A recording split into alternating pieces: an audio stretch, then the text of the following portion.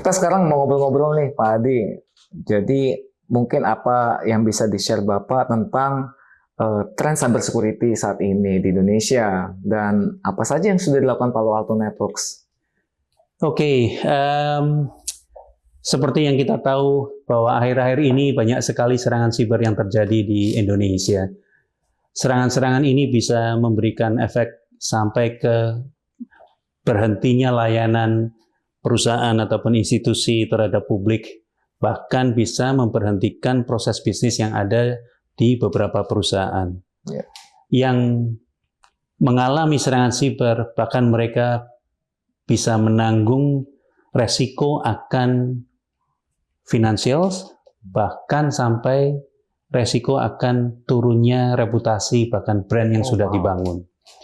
Hal ini merupakan efek, menurut saya adalah efek yang berkelanjutan karena banyak sekali teknologi informasi yang diadopsi oleh perusahaan di Indonesia ataupun institusi di Indonesia, di mana mereka berharap dengan mengadopsi inovasi yang ada bisa menjadi senjata untuk bisa menjadi lebih kompetitif, bahkan bisa meningkatkan produktivitas perusahaan dan lain-lain sebagainya.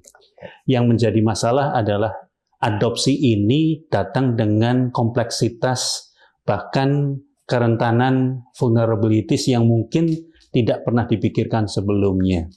Nah, peran kami dari Palo Alto Networks di Indonesia, kami sudah berada di pasar di Indonesia sejak tahun 2013.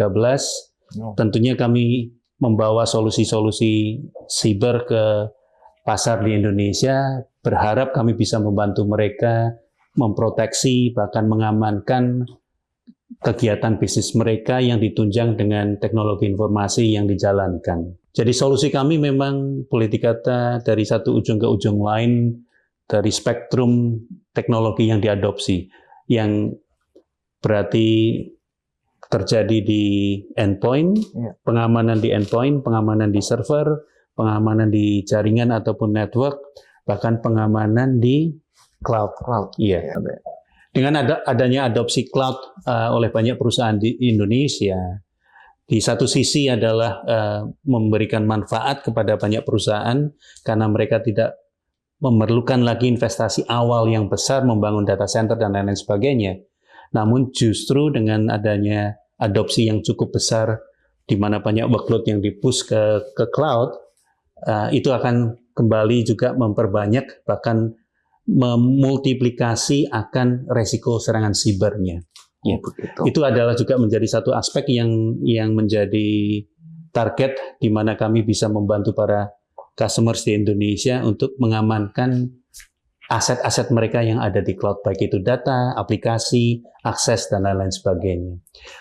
Jadi Pak Arthur, ini yang baru saja belum lama kami luncurkan di Indonesia adalah kami membawa services dari cybersecurity solutions kita closer to Indonesia, di mana sekarang kita memiliki cloud landing di region Indonesia. Jadi nilai signifikansinya apa Pak dengan cloud landing di Indonesia?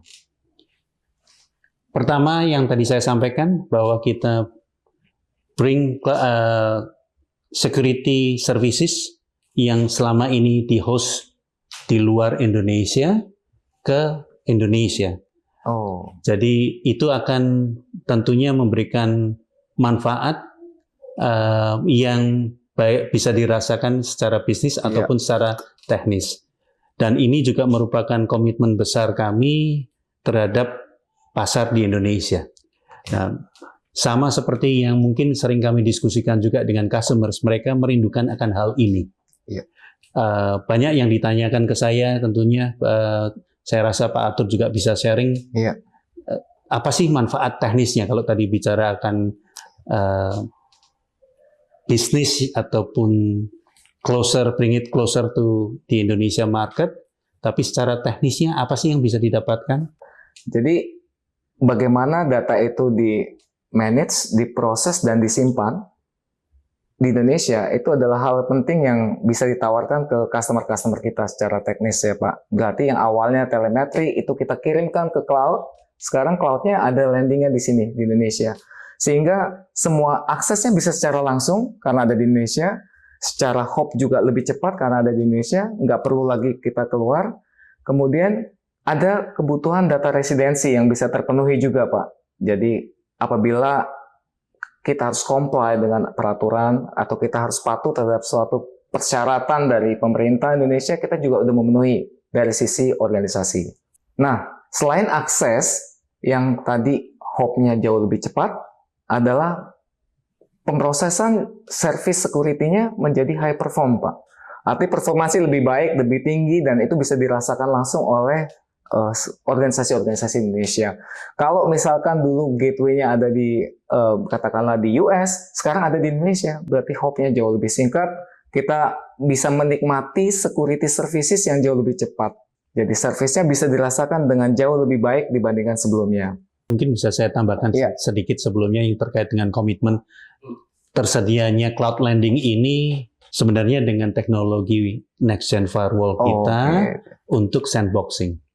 Itu udah landing di sini, kemudian sekitar 2-3 tahun yang lalu cloud landing terkait dengan produk lini kita yang SASE, Prisma Access, itu juga sudah landing di Indonesia.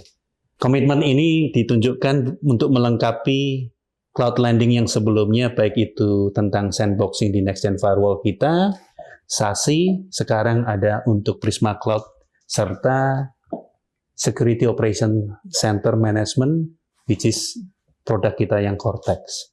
Terima kasih banyak atas sharingnya, Pak Arthur. Terima kasih juga atas sharingnya, Pak Adi. Semoga bermanfaat untuk komunitas. Iya. Terima kasih.